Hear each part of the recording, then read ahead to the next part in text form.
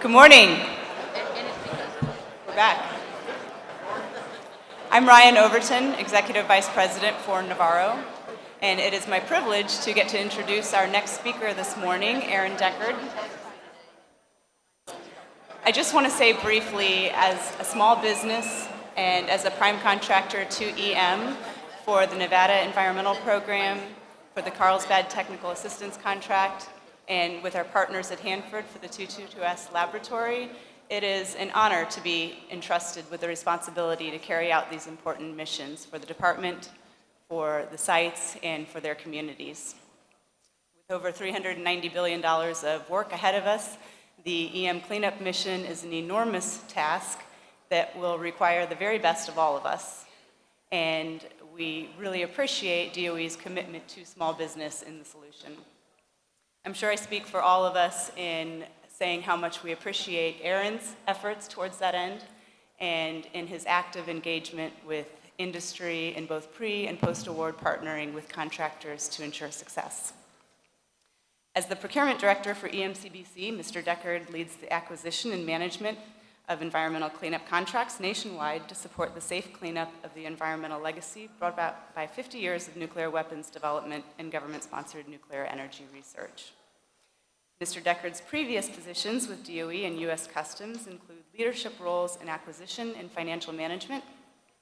He holds a Bachelor's of Business Administration from the University of Cincinnati and an MBA from Xavier University. Please join me in welcoming Aaron Deckard.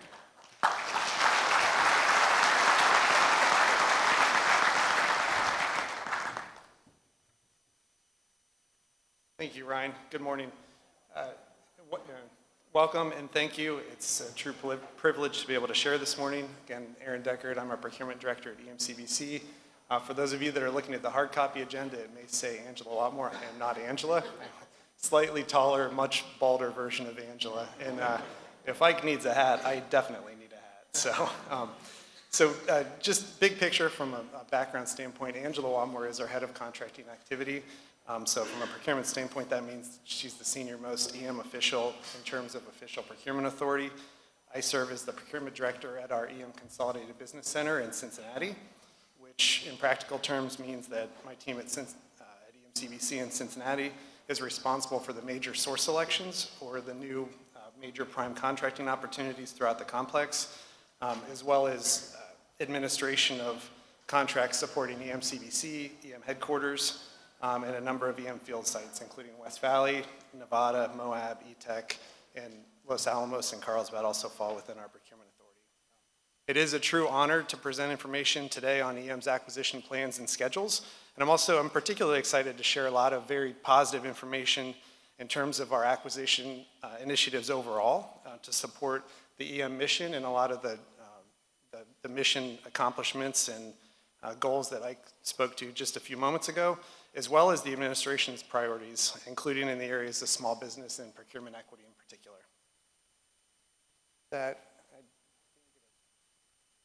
Do I move the slide or does someone else move the slide for me? I can do it. Okay, perfect. Brief overview. We'll talk a little bit about our acquisition and program management framework, touch on the end state contracting model. I'll walk through our current major acquisitions, talk a little bit about our recent major contract awards, talk a little bit about continuous process improvement, other major initiatives, and I'll share information on some pertinent procurement websites that may be helpful to you.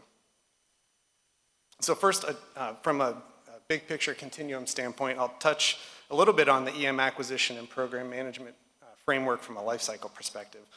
The graphic on the screen is intended to represent the life cycle paradigm of the oversight model from the initial acquisition planning phase through contract performance. The slide's intended to represent the initial key elements, which begin with requirements definition, identifying the most appropriate contract type, and then moving through, in general, a best value selection process. And these items in particular were items that we largely intended to address through our pivot to the end state contracting model in the 2018-2019 timeframe. And I'll touch on that here in a few minutes in a little further detail. After award, we have an enhanced focus on partnering. along with effective change control alignment to do whatever we can to avoid a distracting scenario, not just for the department, but also for our contractors. We want to stay out of constant change space, which can really detract from a focus on effective cleanup execution. And finally, we see effective establishment of PEMPs to incentivize and measure performance, along with consistent performance feedback, both during the year and at the completion of each contract year. So, as many of you are aware, the end-state contracting model, or the ESCM, is our flagship contracting initiative that we launched in the 2018 timeframe. The stated goal is to reinvigorate the nuclear waste cleanup mindset through better work scope definition, reliable pricing, and implementation of risk-informed technical approaches through IDIQ contracts, thereby resulting in future reductions not only in financial liability but also in environmental risk. And as the end-state model was conceived, there were a number of key benefits that were targeted or identified, and those items were established in our end-state contracting model program plan, which we believe have largely borne out in practice. And those include shorter procurement process timeframes on the front end, reduced procurement risk overall, not only for us, but the company that turns out is the successful offeror, reduced bid and proposal costs on the industry side, minimal contract reconciliations after award, otherwise known as true-ups, which has been a historic problem for the department and our contractors, more effective risk identification through task orders post-award, as well as optimized site cleanup through partnering. I'll talk a lot about partnering this morning, as well as right-sized task orders that address potential funding instability, better work scope definition, and also just over time, the ability to incorporate new technology development into our task orders. So overall, to be clear, EM remains a learning organization. And while we admittedly will always have room to grow, just like any organization, we believe that the end-state model is currently in a posture where we either have or we're on track with the opportunity to work with our contractor partners and our stakeholders to achieve the stated goals of the end-state model. So a big picture on this slide, we see some information regarding the initiation of the end-state model and some of the key tenets from a fundamental procurement standpoint, ordering period, IDIQ contract. Instead of a predetermined period of performance prior to the end-state model, we would generally go out with, say, a 10-year contract for site cleanup. Under the end-state model, we have an ordering period of up to 10 years, whereby we can issue task orders, and we have the ability to issue a task order that can go 5 years beyond that 10-year ordering period. So, in essence, we could be looking at up to 15 years of performance. Two-step process flow. So on the front side, pre-award, we have a best value competition for that IDIQ contract holder, followed by post-award identification and negotiation of discrete scopes of work through task orders. And then finally, the end-state model is, in the right-hand column, is fundamentally based on the key tenets of prior end-state, or prior EM successes, I should say, most notably at Rocky and Fernald. So is in the 2018, again, 2019 timeframe, when we were working through the development process for the end-state model in partnership with our industry partners, we consulted a number of individuals that were directly involved in the contracts that are noted on this slide, including key focus areas of partnering, work scope definition, negotiations, and incentives. So here we see a summary of the end-state formation as well as the RFP criteria. Many of you are familiar with this. I would specifically emphasize that partnering with stakeholders, including industry, has been and will continue to be a key tenet of the end-state model. And I mean partnering in the broadest sense of the term. For example, on the pre-award side, the initial RFP formation was an extremely iterative process back in the 2018-2019 timeframe in the development of our first end-state contracts for the Hanford site, and it continues to be going forward. You have my assurance that our procurement teams, when we engage with industry, we ask for comments. We mean that sincerely, and our procurement teams, they review in detail and they adjudicate and consider each and every comment or suggestion that we receive from industry. So, and our other stakeholders. So that input is really critical in us being able to put out the best possible RFP or contract that we can. Post-award, each contract includes a requirement for partnering. It's a requirement of the contract. And this is an area that'll really takes on an enhanced importance, not just at the outset of the contract, but also through the duration of execution. As a specific note, I had a recent opportunity to participate in partnering on our Nevada contract. We had some really great discussions in the July timeframe, and my major takeaway is that the session was extremely beneficial, not just for DOE, but also for the contractor, to make sure that we were aligned on our key goals and priorities.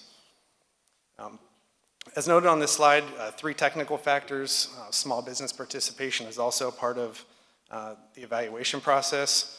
Within the cost volume, significant reduction in the cost volume in terms of the pre-award burden, not just for industry, but also for the department in relation to procurements prior to the end state model. And then that's followed by a best value trade-off process in the selection. As related to continuous improvement and partnering, one of our focus areas, just to be as transparent as possible, is that we've maintained a very high level of consistency across not only just our end state RFPs, but really our RFPs as a whole. And this repeatability in our RFP process, it's in the RFP process as a whole in terms of what we're asking for in the proposal, but also in the requirements themselves. And that's been helpful for us to gain efficiencies on our side to be able to get RFPs out as we plan and as we project. I think it's also helpful for industry, cuts down on the surprises I would hope that you're seeing in the RFPs. And then also from an overall EM standpoint, site to site, if anyone were to look at the contracts I think today are much more consistent in terms of the requirements themselves from one site or one contract to the next. But from a competition standpoint, I'll touch on that briefly. That's been an interest of Congress. We have seen an increase in the overall level of competition under the end state model, and we believe that that is at least in part due to the consistency that we've included within the RFPs, as well as just the efficiencies of the proposals themselves due to the streamlined cost volume. And just one more note on the competition topic. I would note that we're particularly interested in competition overall in the broadest sense of the term. So on the pre-award side, we're interested in competition, but we're also interested in engagement to the maximum extent practicable post-award through the inclusion of whether that's innovative ideas or applications, or maybe a new or non-traditional company that hasn't worked in our marketplace, that may have technologies or ideas that they could bring to bear to help help us address some of our remaining major cleanup challenges. And we've gone as far as adding specific language in our recent RFPs to make this point explicitly clear in the performance work statements. So said another way, we're talking about performance under an end state contract of potentially up to 15 years on our end state contracts. And so we don't want to lose the focus of ensuring that the market itself is bringing the best possible solutions to bear to help us advance the EM mission, and that can also be done post-award through subcontracting. So I guess my real point is that if your company has a solution that could be beneficial to a particular contract or project, please stay engaged on the post-award side. There's a mechanism through subcontracting to bring those technologies or capabilities into the contract itself. A lot of information on this slide. Overall, the end state model represents a paradigm shift in our EM contracting approach, achieves a number of objectives as noted on this slide, 3 in particular. I'll touch on briefly in the interest of time. First is consistency. As I mentioned, we've made a significant effort to ensure a high level of repeatability and predictability in our processes, especially our RFP processes. It's been beneficial internally in terms of our ability to get RFPs out on time as we project, and again, hopefully that helps from an industry standpoint in terms of what to expect in the RFPs themselves once we ultimately release those documents. Partnering, I couldn't emphasize enough that that's a significant focus of the end state contracting model, as well as all of our contracts really, between the department, our prime contractor, as well as other pertinent stakeholders that we may need to engage with, especially as we move closer toward completion or the final end state on a particular contract, whatever those future site or land usage needs may be. And then third, importantly, requirements definition. So under the end state model, instead of, prior to the model, we were looking at, say, a 10-year contract for tank waste at Savannah River, Hanford, maybe, and trying to define that scope going out 10 years, and industry would submit a proposal for 10 years worth of work, and that's hard. It's hard for us to define work going that far out, and it's hard to price it reliably, and so forth. So under the end state model, which with shorter, smaller, discrete scopes of work for shorter periods of time, it helps us to much better define our requirements. And then just a brief note at the bottom of the slide, if you're not aware, our end state contracting model program plan was signed out by Ike during October 2020. It's a public document, and it does set a clear preference for use of the model on cleanup and closure contracts within EM. So last slide on the end state model, just to make sure we're clear on exactly where we're at in terms of the model itself. We've awarded and implemented 6 contracts: the Hanford Central Plateau, a Nevada EPS contract, Idaho Cleanup Project, the Savannah River Tanks under the Integrated Mission Completion Contract, Oak Ridge Reservation Cleanup Contract, and the Moab RAC. We're in evaluation space on 2 others, the Hanford Integrated Tank Disposition Contract, as well as the Portsmouth D&D contract. So when you take a step back, at this point, that notably marks that 8 of our 12 major cleanup activities within EM are now either already under the end state model or we're in evaluation space to award those contracts in the relative near term. In the final column, we see the remaining 4 major site cleanup requirements within the EM portfolio. And for now, I'll just say that further information will come out at the appropriate time as we get closer to the end of those existing contracts. So here we have a snapshot of the current major acquisitions across the DOE EM portfolio. The star on the slide signifies that it's a small business procurement. The little red plus indicates, and the red text indicates that it's an end state procurement. On the slide, we've got a total of 13 major current acquisitions, many of which I would specifically note are set aside for small business. And I'll walk through the items on the slide, and I'll try to do it in a way that's understandable. I'll jump around a bit, admittedly. So of those 13, we've got 2 that are recently awarded. WIP M&O was awarded during July. And the other item that was recently awarded, in fact, earlier this week, was our EM field site TAC contract. It's an IDIQ, a multiple award IDIQ contract, as well as not only the IDIQ, but we awarded the first task order for the EM Los Alamos TAC. I'm really excited to convey that this award overall, it was 7 awardees, IDIQ contracts to small disadvantaged 8A firms, again, along with the award of the EM Los Alamos TAC. Particularly pleased to share that we're able to work a really efficient competition for both EM and the small business firms that participated. We received those proposals in April and just made the award earlier this week. We've also built under this contract a very efficient ordering process, not just for us, but again for the small business partners that will be competing for these task orders. And we shared with those awardees earlier this week that in the next year we'll move into task order competitions for tax at West Valley, at our EMCBC New York site, as well as at the Moab site. So that was a really important piece of information to share, and that we were able to make those awards earlier this week. From an evaluation standpoint, 5 of these 13 items are in evaluation space. The first is Savannah River Security, the Hanford ITDC, and Ports D&D, as I just shared under the end state model, the Elemental Mercury procurement, as well as the PPPO Operations and Site Mission Support Contract, which many of you may think of as the DUF 6. The former DUF 6 is now under that contract. As for what I'll share is, as for award timelines, I'm often asked, when do we plan to award a particular contract? That's something that we no longer publicly share in terms of award timelines themselves. But what I will share is that we always strive to award any new contract in time prior to the need date or prior to the expiration of the incumbent contract. So that's really probably your best barometer for our planned timeline for award. And obviously, if we need to work an extension, then we'll certainly share that publicly and transparently. Moving into the RFP phase, or really in this case, the RFQ phase, at the bottom left corner of the screen is the Oak Ridge Tech Support Contract. We actually issued that RFQ earlier this week as well. It went to the BPA holders under the recently awarded NNSA TEPS 3 BPA. So I'm happy to share that that RFQ was released earlier this week. And then we have the remaining 5 are in the acquisition planning phase. That includes ETech, the low-level, mixed low-level disposal, the Hanford Ahmed contract, the Small Business Nationwide DD&R, and our EM Headquarters Consolidated Technical Support Services contracts.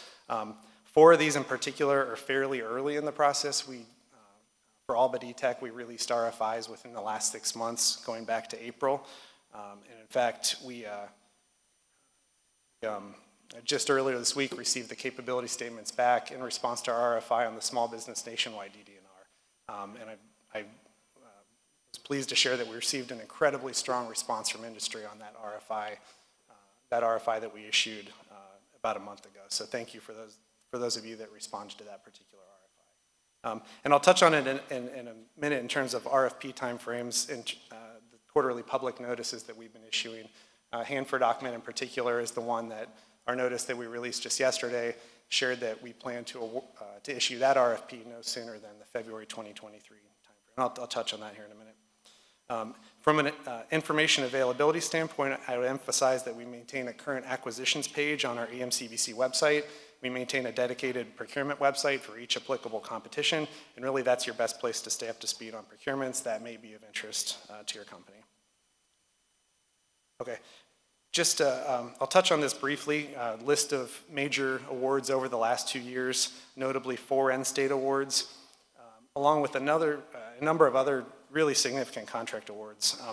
First task order awarded under our nationwide DD&R contract for the demo of Building 251 at the Livermore site, and I'll touch on the DD&R contract here in a little bit further detail in a couple of slides. A standalone Savannah River National Laboratory contract, which was, I cannot understate how significant of a priority that was for the department to award that standalone contract. 2 contracts to support NR work in New York State at the Knowles and Kesselring sites, as well as, I touched on earlier, the AMC facility construction at the Savannah River site, as well as really a very significant small business contract to operate the Hanford 222S lab. So a number of significant contract awards over the last couple of years. Key points, just these items on this slide over the last couple of years, more than $40 billion in contracts that'll make a significant impact in advancing the EM mission. So a number of very significant awards over the last couple of years. In addition to that, of the 16 awards on the screen, more than half, or 9, were awarded to small businesses, along with a small business that was part of the LLC on the Idaho cleanup contract. So not just a large volume of awards, but also a significant portion going to small business. So brief update on continuous process improvement. Like I think the rest of industry and the rest of the working world, we're coming out or starting to come out of this pandemic period. That's sort of the focus of this slide in particular. Virtual collaboration, like most industries, has been essential, not only for our internal work efforts, but also for our engagement with industry through the pandemic. One item in terms of enhanced communication, we heard loud and clear during the very beginning of the COVID period that advance awareness to the maximum extent practicable of upcoming RFPs is really necessary to make sure that industry could submit the high quality proposals that we were expecting on the timelines that we were asking for. So that led to us at the beginning of the pandemic, March of 2020, we began posting updates quarterly of our upcoming RFPs within the next 6 months. That's something we continue to do, and it's something we intend to continue to do going forward as our commitment to our industry partners. And again, we posted the most recent quarterly update just yesterday. As for virtual events, in my opinion, we have been largely successful pivoting to an enhanced virtual environment over the last few years in terms of source selection processes and activities. We've learned that it's possible to conduct the process virtually, and in some ways it has allowed us to better reach all of industry, including small businesses that may not have the resources to travel to a particular conference. That said, moving forward, it'll ultimately be beneficial for us, and I think we'll need to look at where we can or should get back to some semblance of business as usual, such as face-to-face interaction. But there are certain aspects of virtual communication that may pay dividends post-COVID. For example, if we're going conduct one-on-ones, maybe we'll want to consider offering virtual one-on-ones as well as in person if a particular company isn't able to travel. Site tours, if we're conducting site tours, we often have to limit in-person participation. If we post a virtual site tour, the information is available to the entire bid and proposal team. So, looking forward, there may be a situation where a hybrid solution is what makes the most sense, and I would just share that this is an area where we're certainly interested in any feedback from industry. Okay, just a couple more slides. A brief update on the DD&R contract as well as procurement equity. As many of you are aware, we awarded our nationwide DD&R contract in 2020, 9 contract holders, 10-year ordering period, $3 billion ceiling. As I just mentioned, first task order competition last year for building 251 at the Livermore site. And I can share at this time, we do have future requirements that we're currently looking at, and we will share those requirements with the contract holders as soon as we possibly can. So next, this is procurement equity. This is a critically important topic. Many of you are likely aware there was an OMB memo. It's specifically referenced on the slide. It was issued December of 2021 with really a few prominent focus areas. First, a specific increased focus on small disadvantaged businesses, along with other socioeconomic and traditionally underserved small businesses. Increased focus on expanding our supplier base. Outreach in particular, and I'll touch on that here in a few moments, as well as an emphasis on federal senior leadership from a procurement equity standpoint. I would just briefly share, we have a small business first policy. Many of you are probably aware. It's DOE policy 547.1 for those of you that may be policy wonks. It's a very short, very clear, very concise policy directive focused on enhancing and fostering a dynamic environment for small businesses. And we take it very seriously in our procurement teams and our leadership. We really live and breathe that on a daily basis. So we couldn't be more invested from a small business standpoint. And just to expand on that a little bit further, I won't belabor these items, but just briefly across our contracts and in our RFPs, we have a subcontracted work clause that you'll very consistently see across all of our major contracts. Includes specific percentages of values going to small businesses, requirements for meaningful work, requirements for socioeconomic categories and goals, including tribes and Ability 1. We have fee reduction clauses. We assess small business performance through CPARs. If a contract is not set outright for small business, it's part of our evaluation process. We've moved and made improvements in terms of teaming subcontractors and clarifying that those teaming subcontractors, if they are truly a teaming subcontractor that submit the required information as part of the proposal, that would not also then require a post-award subcontract consent, requiring 2 mentor-protege agreements. So overall, my point really is that this is a significant focus to us. We've been diligent in maintaining these clauses and these requirements in our contracts. And not only pre-award, but post-award, there's a significant opportunity for small business to participate in our major prime contracts. Two more points on small business. I'll sincerely share that we're interested in input from the small business community.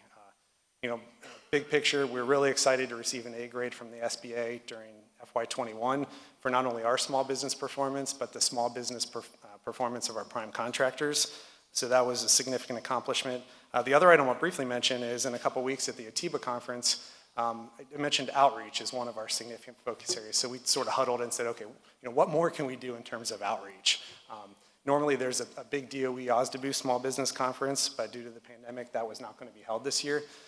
So we, back at Waste Management, we connected with the ATIBA group, and so at the ATIBA conference in a couple weeks, there will be as far as I'm aware, the first ever Small Business Thursday is what it's coined. So it's a new initiative. We've partnered with the ATIBA planners this year as part of, and they've been fantastic and incredibly receptive to the idea and very supportive. It's really been a partnership with a focus on enhanced outreach. So the event is it's Thursday. It's going to include engagement opportunities, panel sessions regarding upcoming opportunities, and also matchmaking sessions with EM representatives, OSDBU, representatives from the SCMC, as well as major EM prime contractors from at least 3 sites. So again, that'll be in a couple weeks. One final slide before I run out of time. Just briefly touch on the SCMC itself. As many of you are aware, SCMC is an enterprise-wide strategic sourcing program that's available to our DOE and our EM prime contractors.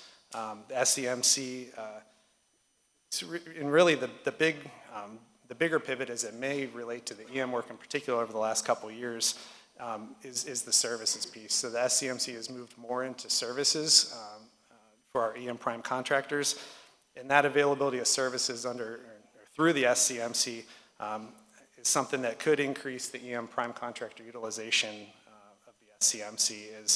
As it stands today, our EM prime contractors, we're exceeding our goals annually, but EM is using the SCMC much less than NNSA and science, for example. Some of that's driven by mission and the types of commodities and supplies that NNSA and science need in relation to EM. But greater utilization of services through the SCMC is something that could increase our utilization. That's all I have. A few websites here for your awareness. In closing, I appreciate the opportunity to engage and share with you where we're at from a procurement standpoint. I would encourage you to remain engaged pre and post award, and I would just share we're always interested in feedback, not only from the large businesses, but the small businesses. So that's all I have. Thank you very much.